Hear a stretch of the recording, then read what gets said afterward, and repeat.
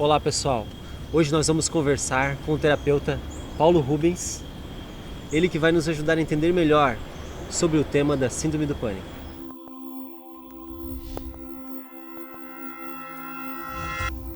Paulo, o que se percebe hoje é que na sociedade as pessoas estão muito ansiosas, inquietas, preocupadas, né, pelo estresse da sociedade.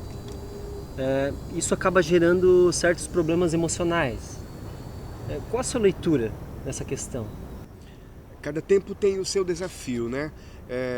Eu acredito que houve tempo na humanidade que o grande desafio era lidar com a natureza, com o que é natural. Hoje o nosso grande desafio está voltado para fora, para o que não é natural. Então nós perdemos o contato com o que é natural, com a nossa própria natureza. E é claro que isso vai gerar nas nossas vidas uma série de desvios, uma série de dicotomias. Então, a partir disso, dessas exigências, desses desafios, nós poderíamos questionar o que é saúde, o que é doença, o que é estar em equilíbrio, o que é estar verdadeiramente dentro de um estado de conforto, de tranquilidade. Hoje vivemos num mundo que a sociologia, que os antropólogos chamam de antropoceno, a era do homem, onde a grande exigência está voltada para a qualidade em ser humano. Então, na maioria das vezes a gente está voltado para fora, que a gente tem que comprar, para estar bem, você tem que dispensar horas e mais horas de trabalho, né? Com uma série de exigências que te tiram, na maioria das vezes, da tua própria naturalidade, da tua própria natureza. A vida ela só tem dois pulsos, né? A vida que a gente está vendo aqui agora, por exemplo, né? Nessa manhã maravilhosa de terça-feira, de quarta, né? Hoje é quarta. Então a gente vê esses dois pulsos que seriam o quê? Sístole e diástole, tensão e relaxamento. Só que a gente vive de maneira tão artificial, buscando satisfações, buscando preencher espaços nossos de significado que na maioria das vezes ficam dicotomizados, que a gente acaba se distanciando muito dessa verdadeira natureza interior nossa. E com isso vem a doença, vem a crise, vem uma série de sintomatologia, né? Como é o caso das doenças psicossomáticas, como é o caso da depressão hoje, como é o caso de um grande problema do nosso tempo, que é a ansiedade. Eu acho que o grande problema do nosso tempo hoje é esse, a ansiedade, que fala do nosso ritmo, na verdade, de um ritmo aceleradamente para fora, porque a gente esquece desse binômio, tensão e relaxamento. E na maioria das vezes ficamos só tensão, tensão, tensão, e não conseguimos tomar esse tempo. Eu gosto muito da fala de um padre amigo meu, provavelmente as pessoas conhecem, o Padre Zezinho. Há muito tempo atrás ele, num disco, me deixou uma mensagem que foi muito importante para a minha vida. Às vezes, no boliço do mundo, é preciso tomar tempo, parar um pouco e deixar que fale o coração. Eu vejo que a gente tem uma sociedade que é uma verdadeira locomotiva, onde a gente não consegue parar. Parar é uma coisa que temos muito medo de parar. Temos muito medo de estar em contato conosco. Temos muito medo de estar só. Porque estamos o tempo todo numa aceleração para fora de nós. E aí acontece essa distância do nosso coração. O coração que é o centro da nossa coragem, que é o centro do nosso ser, aí no sentido maior, né? E hoje também o que se nota é que as pessoas têm muitos pensamentos negativos. Então a pessoa ela acorda, ela já acha que as coisas vão dar errado, que vai acontecer algum problema com ela. Como as pessoas podem fazer para mudar esses pensamentos, que são destrutivos, e colocar pensamentos positivos, né? Realizadores, construtivos? Como eu falei, a vida tem dois pulsos, sístole e diástole. A gente poderia pensar positivo e negativo. Só que a gente recebe uma carga muito grande de negativo, né? Você liga a TV, aí você vê o aumento do combustível, já se preocupa com aquilo. O aumento do aluguel, o apagão, assalto, violência. Então você recebe um bombardeio de informações que vão gerar em você imagens negativas. A mente funciona como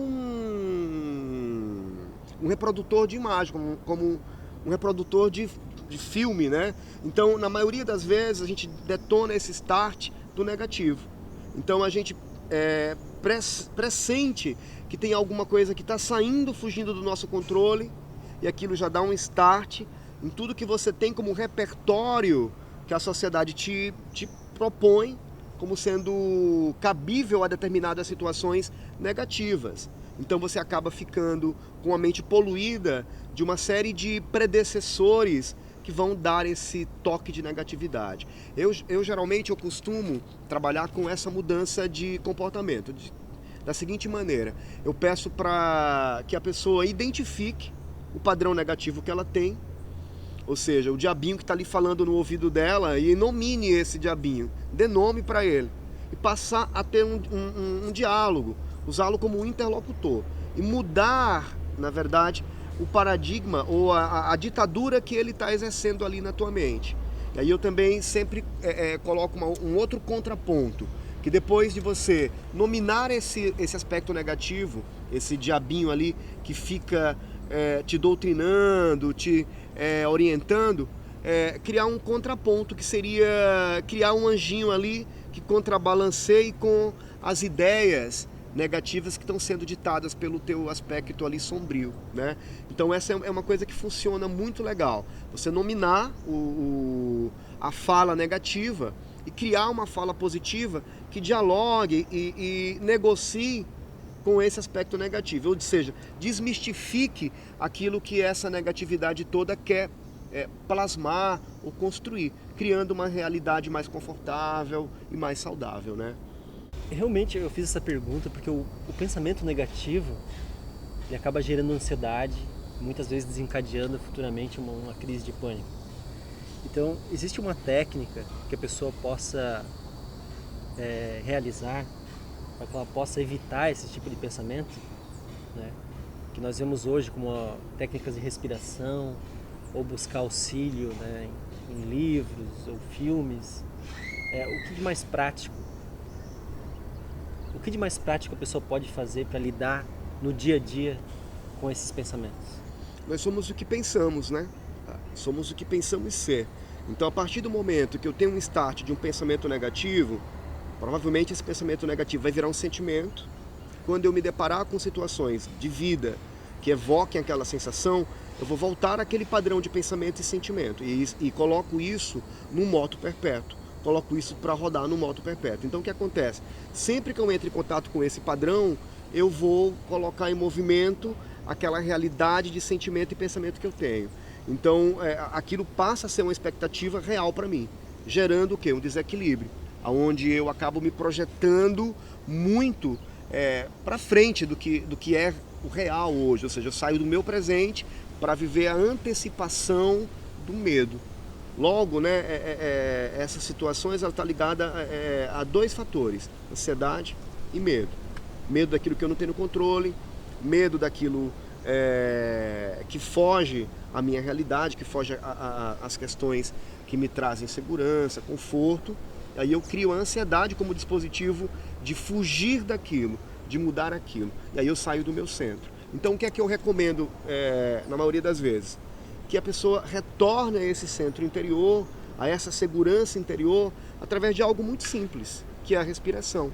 Então, retomar essa respiração, retomar o conhecimento do corpo, através de uma prática natural, que é voltar a esse centro de realidade, através de uma coisa muito simples, que é a respiração. Eu aprendi uma técnica dentro da prática de Reiki, que é uma respiração que eu chamo de respiração Reiki, que seria você dividir a inspiração e a expiração dentro dessa sílaba, Reiki. Então, inspirar pensando na palavra Rei e soltar pensando na palavra Ki. Então, eu faço isso como forma de desfocar a mente daquela problemática, focando nessa sílaba como se fosse um mantra. O que seria um mantra?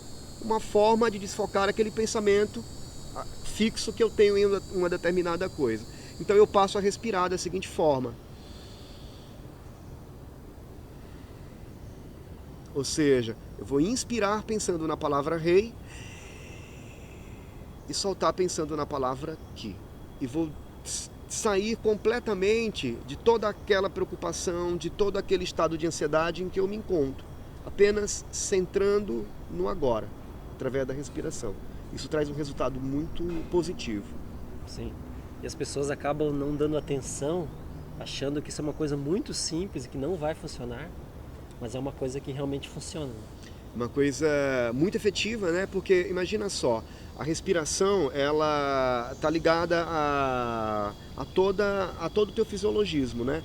Então a hematose, que é a troca de gases a nível alveolar, ela vai mexer com toda a tua bioquímica, com toda a tua estrutura cerebral, com todo o teu sistema nervoso, né? Te acalmando ou te excitando. Por isso que para cada situação de vida você tem uma respiração.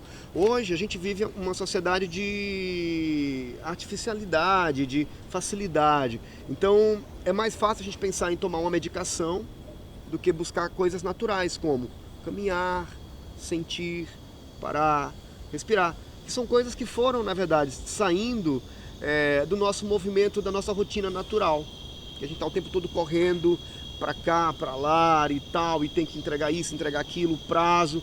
Quando vê, a gente nem percebe que respira, a gente nem percebe de que forma a gente está vivendo a vida no aqui e agora. Então são coisas muito simples que poderia dar o start do seu processo de cura. A cura é todo um processo, né? Na maioria das vezes a gente quer delegar a cura ao terapeuta, quer delegar a cura à medicação, mas a cura é uma coisa apenas da tua responsabilidade. É você quem gerencia esse processo de cura. Que o terapeuta, o remédio, vai ser um desses dispositivos, né, que você vai utilizar dentro desse processo todo de gerenciamento da tua cura, da tua saúde aí nesse sentido.